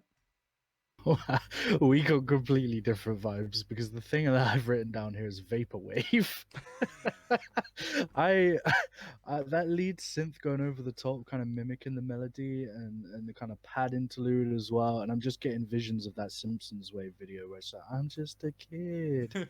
I'm just a kid. I did not pick up on any Britpop at all, just pure vaporwave at this point, which was not what I was expecting at all. Not on the same part of the spectrum, really, are they? No. Which is the great thing about listening to this album, because I don't think any two people listening to it will pick up on the same two influences. Like, you're hearing Britpop here, I'm hearing vaporwave. Brad's probably hearing death metal or something like that going on. I actually like the kind of poppy, like the poppy vibe I've kind of picked up on more on the next track, I think, than this one. So yeah, it wasn't something I massively picked up here. Again, you've got like kind of not the most common time signature or feel for like possibly indie rock. You're kind of in like the 6 feel for the intro or A section. It's very hard to kind of categorize these songs into this is the intro, this is the verse, this is the chorus, but I've gone with A section to be safe. You've got a lyric that kind of pops through here, feel fabric of space break down, which I think kind of sums up the sound of where we're going quite nicely. Yeah. The song for me feels like quite hypnotic, especially when you kind of just like drops out to synth and like glitchy kind of drums.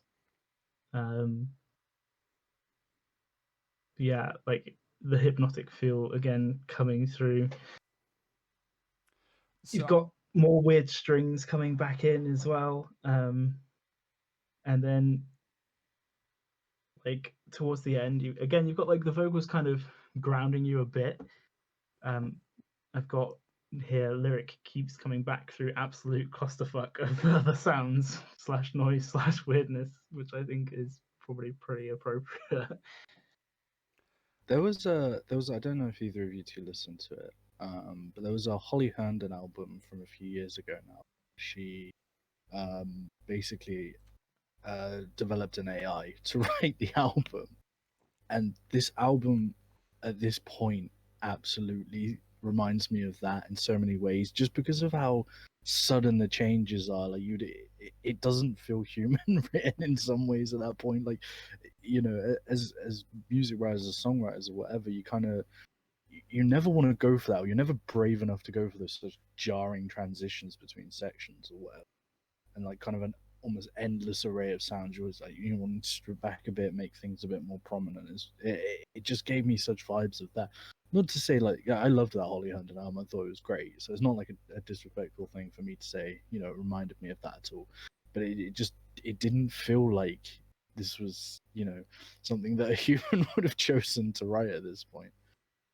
I think you mentioned bravery, and I think that's actually like quite quite an important point here. Like, would I ever feel brave enough to write something like this? No, because I feel like if I did it, it would sound like a disjointed mess.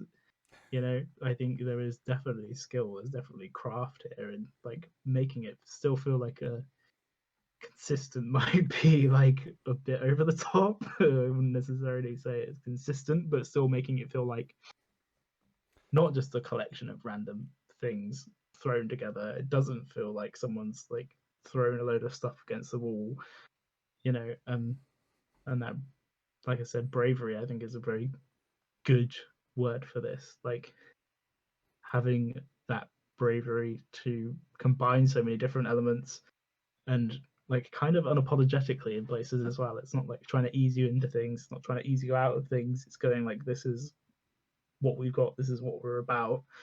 And I'm sure they appreciate that it's not going to be for everyone's tastes, Well, that's the thing about that Holly Herndon album, is that I was surprised that it never ended up sounding like that. It always felt, quite cohesive as an album, and it was quite great as song structures as well. And the other thing, I will just say on the bravery point is that, it's especially when you think that this isn't a band that's just writing for themselves. They're going to have label pressures and all that kind of stuff to, sell essentially. And to come out with something like this and, have the confidence behind that people are going to listen to it is, real brave stuff, in my opinion.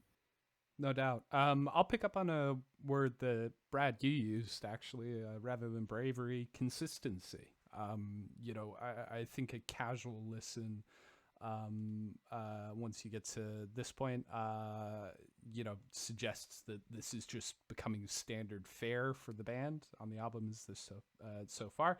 But there's doubtless some new elements that come through on It Might Take Some Time. I'm thinking particularly about those super helium vocals that creep through in the section towards the end as probably the most apparent example of that. So, I couldn't get the bait on the Britpop illusion there, but so this suggests potentially I'm going to be overreacting a little bit, but again, on It Might Take Some Time, I got some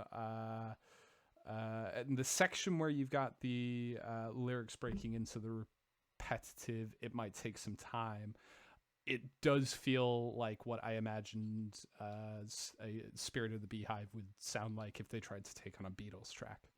And I felt entirely validated by that when we move on to track 9, Wake Up, in rotation, because, okay, if my Beatles talk was a push there, I think I can feel utterly validated at this point. Does anybody agree with me?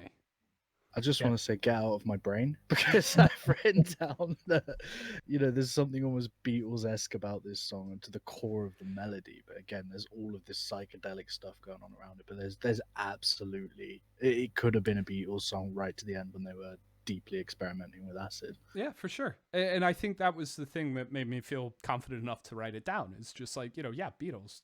Okay, you think of, Hey Jude, etc. But yeah, so psychedelic, so much psychedelic music in their catalog. And Number 8. Yeah. Number 8. I mean, you can go there, can't you? Yeah. I think, Cam, you probably put it slightly more eloquently, but in my notes I've literally written 60s pop feel, but weird. Yeah. Which kind of sums up exactly. Well, that's the same thing, isn't it? Basically, it's 60s, but it's different. Yeah. And now we've also managed to link this back to the Beatles. Who would have thought, after linking New Long Leg back to Beatles last week is almost like they're influential artists. Yeah, it's one of those things, isn't it? You deep dive enough on any album from the last 40 years, you're probably eventually gonna end up back at the Beatles somehow. Yeah, Well, anything since Beatles is in danger of being compared to the Beatles. I, Um, I will just say, I think, with Wake Up in Rotation, okay, again, another album that's heavily inspired by the Beatles, but you could drop the first half of this song onto another album that we mentioned in passing last week, and that's Panic at the Disco. Is pretty odd. It would slide right in, no problems. Hey Dads underscore in the chat asking who are the Beatles. I'm not entirely sure myself. And they that they had that great song Ringo Starr did what was that great song he did? Back Off Boogaloo or something like that.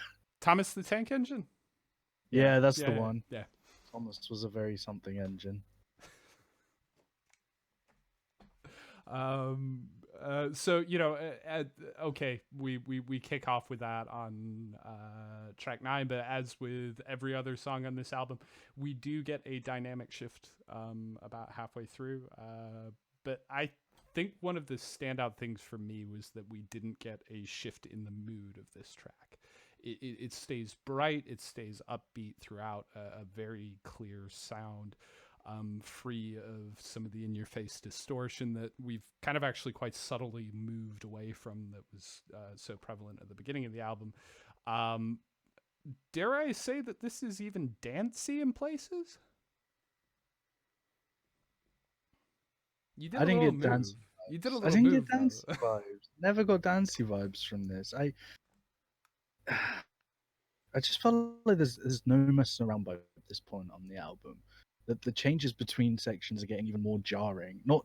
Jarring is the wrong word to use, but they're getting even more stark. Like there's no kind of it's just right there, it just drops you in atom bomb, and all of a sudden you're kind of like, oh, we're in a different section of this song. So I think like if I tried to dance there, not that I tried to dance that often, but if I tried to dance to this, I would probably end up very confused. Essentially is what would be happening. Not that that's not that would be happening anyway, but even more so with this. Can we please try to get you to dance to the 7/4 section that I mentioned earlier? We've already said, Brad, I can't count to 7. It's not happening. Fair enough. Like one thing I would pick up on this track particularly is what I would dub the chorus in inverted commas. But like some really nice chord changes in that. I feel like, yeah, that immediately kind of grabbed me, that section. Some great chord changes going on there. I did start to kind of feel at this point in the album that the constant lo-fi sound was starting to grate on me a bit. I think maybe that's a result of hearing slightly too much of it through other mediums recently, but I did start to feel like the kind of the warbly, like slightly pitchy stuff was at this point starting to get on my nerves. I don't know if anyone else kind of had that same reaction. I felt like that a lot earlier in this album. I think I mentioned where I'm like, I want more of that core to come out. There's only so much of it you can take, and I get like you want to mix it up a little bit, but this album's fault is almost that it's too consistent in that. It's too consistently crazy, and every now and then I just want to relax a little bit and listen to some nice Mac DeMarco inspired indie, which is kind of what they hinted that you're going to get at some point, but never come through because it's always buried under an avalanche of synth. So I'm not sure whether this is going to be that moment of relaxation that you were looking for, but let's move on to track 10.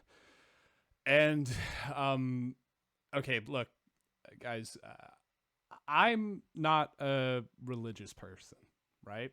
But I was baptized when I was little, so I feel like I need to be careful when I'm saying the name of this song aloud, just to avoid any like potential smiting risk. Can one of you help me out here, please? I suck the devil's cock. Thank you No both. hesitation. Thank you We were both. both pretty eager to jump in there for some reason. I I was baptized. I got no problem. I appreciate both of you taking that eternal damnation bullet for me. It's very No good to problem. know that I've got both of you there ready to go. That's where I was heading anyway. Yeah. I don't think I'm safe from that still. Now, I mean, up until this track, barring Rapid and Complete Recovery, every other song is clocked in at under 3 minutes so far.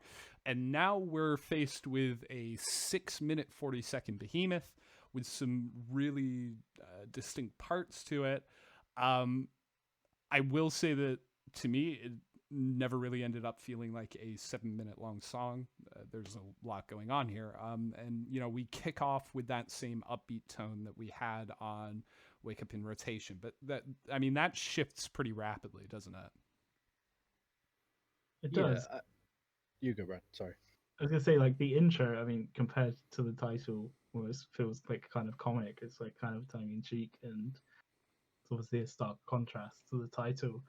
But you have got that like jangly acoustic, kind of the upbeat feel, like you say, until the vocals come in. And I'm sure this is where you were going, Cam, so I'll let you take over. All I was gonna say is that you're both a liar if this isn't your favorite song on the album. Because right from that really haunting hypnotic guitar lead that's going on underneath everything, you know, that kind of, I can't even, I'm not even gonna attempt to sing it because it's kind of wild, but it's really catchy. To the amazing title, it just has everything. Great vocals. This feels like you say a 6-minute song. This is like 20 songs in 6 minutes. It never ever stays as one song. I mean, it didn't need to be that long at all. I mean, I and we, and I guess everybody has had a week with this track now, right? That still doesn't feel like nearly enough time to unpick all of it. You say 20 parts to it. I mean, I say it felt to me like this was this band's Jesus of Suburbia, right? You know, it ends up being a rock opera in its own right, blending together all of those distinct elements that we've had throughout the album. You get the synths from earlier, you get the moments of bubbling discomfort, bits of off-key instruments, other meshed together sounds that build up tension and a sense of discomfort so effective before it breaks free into melody. It works so well, so well.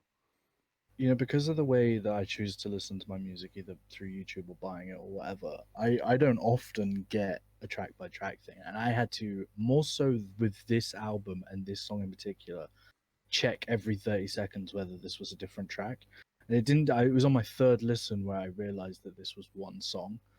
I had to go and check the track listing and the track length and all that kind of stuff. Because we talked earlier about it feels like you're changing TV stations or radio stations.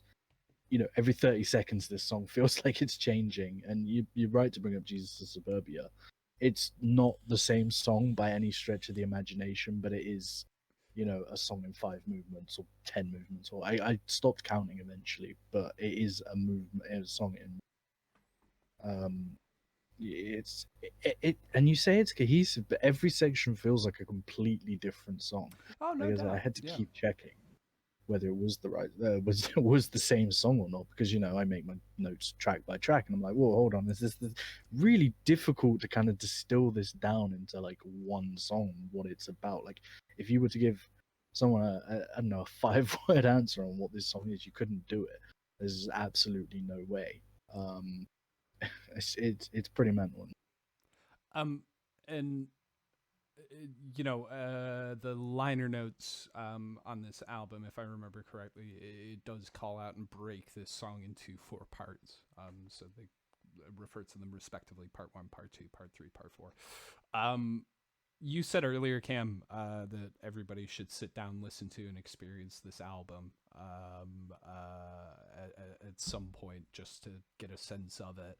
I think if you don't have time to listen to the entirety of Entertainment Death, you can just stick on I Suck the Devil's Cock and get a really good sense of what this band's sound is. And you know, it's eclectic, no fucking doubt about that. But this track sums it up for me. I think. Yeah, in some ways it's kind of cohesively incohesive.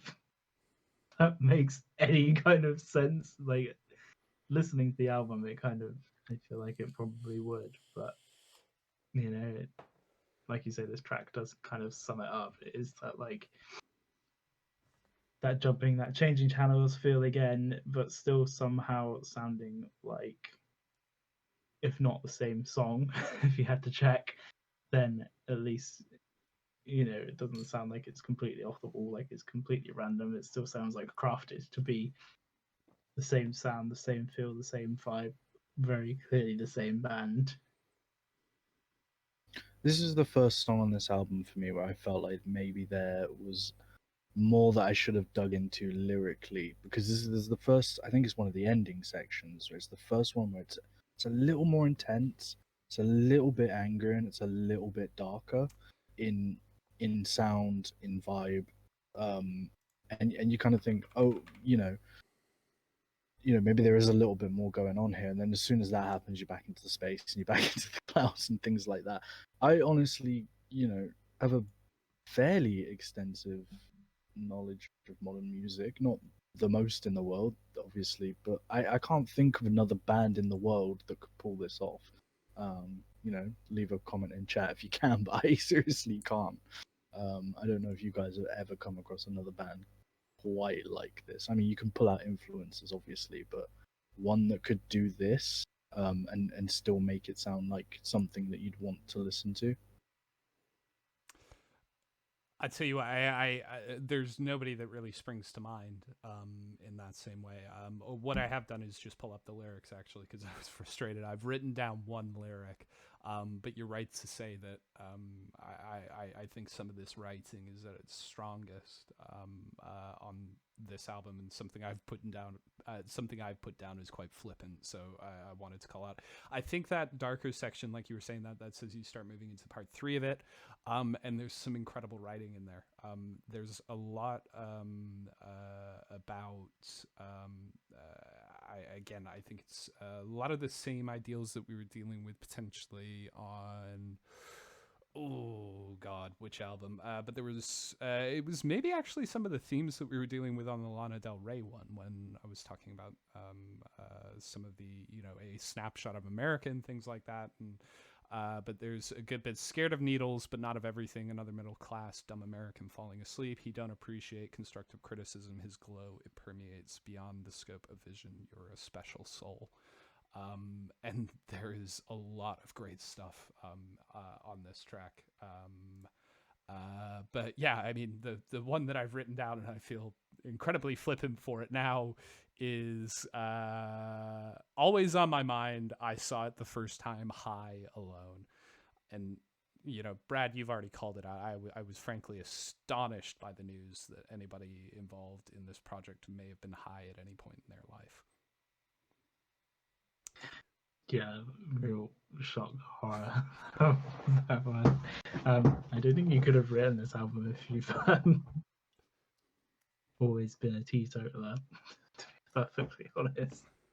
What do you think the teetotal version of this album sounds like? The sober version of this band is? They might be. You don't know. Does it just say I suck Jesus's cock instead of Satan's? Like, isn't that more straight edge rather than teetotal? I suck Jesus' love. Faith plus one. I mean, look, I feel bad about moving away from this, but has anybody got anything more to say on this track at this point? Not a lot more you can say at this point. Experience it's really hard to experience it. Yeah. And I think that's the only thing I would come away from, as you say. There's still more time for me with this song. But yeah, I mean, we move on to the actual closer, Death. So we opened up with Entertainment. We close with Death. The album is called Entertainment, Death. Talk me through it, Cam, if you can. So again, I think I mentioned it before, but I had to actually double check that this was a different song because of all the kind of changes and crazy changes. But yeah, it's got really nice, pretty pick guitar part in it, soft sung vocals, and some really pretty pads that are kind of unusual at this point. You know, it's quite soft in that way. And you get this bass run, and then everything descends into darkness. That bass run is really the call to, you know, everything descend. And I used the word dystopian earlier, but it just feels like that. And based on what you were just saying, and again, another big regret of mine is not looking up the lyrics to this album, but I get the feeling that this has, you know, it's kind of echoing more kind of social political commentary that is happening earlier in the and that's potentially happening here with the music, which is really clever because that bass run is just kind of dooming over that really nice pretty part, and then it just all ends. You know, it's interesting, isn't it? We've talked a lot about closers over the last 2 weeks, and you know, this track for me, you know, they pull you in at the beginning. The vocalists are given a lot of space, I think, to stand out, particularly at the opening of the track, and you're given that moment of breath to, excuse me, a moment's catch your breath after the roller coaster we just got out of.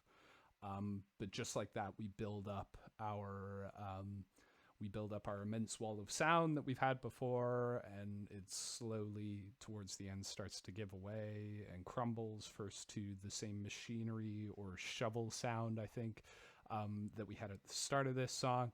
And then you get the calming sounds that lull you off into the final effect that closes. And, you know, you have been constantly been built up to such highs throughout entertainment death in terms of, you know, the amount that's going on around you, the amount that you have to focus on, the amount that you have to unpick. And again, like we were saying, it, you know, track 10 is the peak of that. I think it's only fair that the band helps set you down gently at the end of that journey, really, and that's what I felt like Death was. Yeah, like you've mentioned, like it's kind of like a dreamy intro after we get past that what I thought was probably like a shoveling sound as well. It seems like kind of appropriate given the title. You start off in a kind of slightly dreamy way. You've got like some parallel third movement going on between like the C and the E flat, just occasionally kind of interjected by the dark synth parts that kind of break it up a bit. Some really sweet string parts coming through in here. And like you said, it kind of does end the same way it starts in a way. I thought the really really interesting point about this song for me, just how kind of jarring, dark, and horrible it felt in one ear, and how nice, clean, and pretty it felt in the other at the same time. I don't think I can name another song that has those two contrasting. I don't mean literally that they were panned left and right, those two sides of the song, but you know, it felt like that. It felt like there was two different songs going on at once, but not in a sort of messy way. You know, they worked together, but it was quite an unusual sound, and maybe that's the way that they wanted to close this. But it did feel quite uncomfortable. That must kind of fit in with like the death kind of theme coming on here, like that, like the kind of mix between the calm, like serenity almost, and then like the fear or the anxiety, like you mentioned before, Matt. Definitely. Look, guys, I think this is interesting, and hey, you know, for anybody who's stuck around with us here in Twitch, and for anybody who's joining us for the YouTube version of this, you can be assured that Ballpark Music is always going to have an in-depth look. We say it off the top. At music. I know, Cam, you'd mentioned off the top that, or excuse me, before we came on stream, that you weren't sure how much discussion you were going to be able to contribute on this album and things like that. I say this because we're going to transition into the sum up discussion here.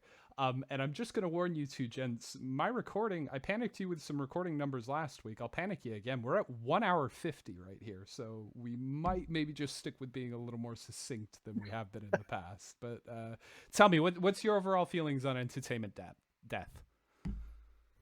I don't know. I really am struggling, and the reason I said that beforehand, because it's such a difficult album to unpick verbally. You really, you know, we almost just might as well have said at the start, just go listen to it. We can't tell you anything. You know what I mean? Don't talk us down. Come on. It's so difficult because I don't know whether I liked it or not. There was a lot of parts of it I absolutely loved, and I again admire this band for, you know, attempting to do or actually pulling off. But at the same time, would I listen to it regularly? I don't know. I don't know if I could. I don't know if there's a situation that would arise that would make me want to listen to this, you know, on repeat or something. Just very quickly, Brad, before you get going with your sum up thoughts. Again, Dads asks in the chat, have y'all listened to Spirit of the Beehive prior to this album? We mentioned this earlier. This is first time that all three of us are actually coming to it here. So, Brad, sorry, please go ahead. Yeah, I was just going to kind of agree with Cameron. It's very difficult to tell someone how they should appreciate this album. I think you should really give it a listen for yourself. I think it's at the very least deserving of a listen. It does depend on how you appreciate music. I mean, if you want something to listen to in the gym, then this isn't gonna be it. You know, that's like a bad setting for this album. I wonder where you got that idea from, Brad. Yeah. But if you want something where you can kind of lie down and just kind of be immersed in something and just like, you know, kind of take it for what it is. I don't know what the run length on this album is. Must be under 40 minutes, but 38 we clock in at, I think. Exactly. So there, as a 48-minute experience, if you want to lie down in a dark room and, you know, just get something different into your ears, I think this is a great place to go for it. I will say, just in response to was it Dad's? I did actually go back and listen to some of their earlier work, and if I'd done that before, I would not have been any more prepared for this album. I don't think. I think I listened to an album called S/B. They can correct me if I'm wrong, but it had very grunge vibes and Nirvana-y vibes, and I think I might actually go back and listen to that album some more because it's you know, more of a daily listen thing. But Brad's absolutely right. You know, this is a dark room. You know, I'm sure there's a time and a place for this album, but I just can't see it being every day. And you know, I fall down in a similar spot.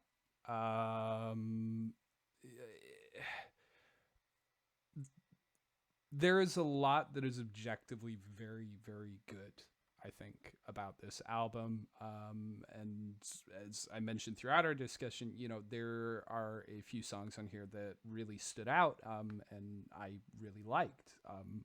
I eminently respect this band's skill. I eminently respect their hustle. And I certainly agree with that assertion that we got off the top, that they could well be my favorite band's favorite band. I equally can't say that this album would end up in my regular rotation. I think it's something that I'm going to come back to away from this type of process where we sit down for a week and we, you know, just spend so much time with an album and try and put together some cohesive thoughts for it. Because, you know, where I ended up was trying to engage with it. And it's something that I don't think you can force yourself into it. And, you know, what I want is that experience you described, Brad, where I sit down, I put it on, and it just opens up naturally and a little more properly there. You know, ultimately, again, I think just to frame this, I like music that's off the beaten track, and it's something that should appeal to me. but I think it was probably more the process of approaching it in this way that meant that I didn't get as much out of it as I potentially could have done. But again, not to say there is a lot of good here, a lot of good. You absolutely have to let it wash over you. I've also just noticed in the chat that I was right. It is Mitsuki's favorite band. Shout out to This Is Water, one of our regular watchers. But yeah, I figured so. You can see this. There's that old trope of everyone's band, like Daniel Johnston's Kurt Cobain's favorite artist, or Devo's Kurt Cobain's favorite artist. This would have been Kurt Cobain's favorite artist if they'd been around at the same time, kind of vibe. We've got just a second here to call out another one of our regulars in chat as well. Dreadlocks777, how you doing? I think this was in response to switching all the lights off and listening to this. He suggests that's a terrible, terrible idea, but again, correct me. I think that might have been about the gym. Oh, yeah. The gym. True say. That also works. That also it's works. Not the setting for this album. No. Yeah, there you go. Yeah, sorry, Dreadlocks. Great, cool. So, guys, I've had a lot of fun talking about Spirit of the Beehive, but I don't know about you. I think it's time for us to look ahead to next week, and we've got another album on the docket. Cam, what have you got? Because I think we both went. Sorry, I've passed over to you, and then I remembered something I should say. There was a surprise Into Shikari album that dropped overnight, and as soon as I saw that news when I woke up, I was like, well, fucking of course we're gonna be doing that. I came back to it later on today and looked through the track listing and went, oh, it's just all at-home recordings and acoustic versions of the album that they put out last year. So that doesn't fit what we're doing here. But what I will say is I listened to that throughout today, and y'all should go and listen to that. They've done some really incredible versions of some of the other songs that they put together. No, we'll be checking that out. My initial thought was we'd maybe do the Sharon Van Etten record. I'm not super familiar with her, but she's an artist a lot of people like and is very big. But I did actually find out just before we came on stream, and I can see it in chat now actually as I look at that. There was a Conway the Machine record that dropped today. You boys fancy a little bit of hip hop? I'll go for some hip hop.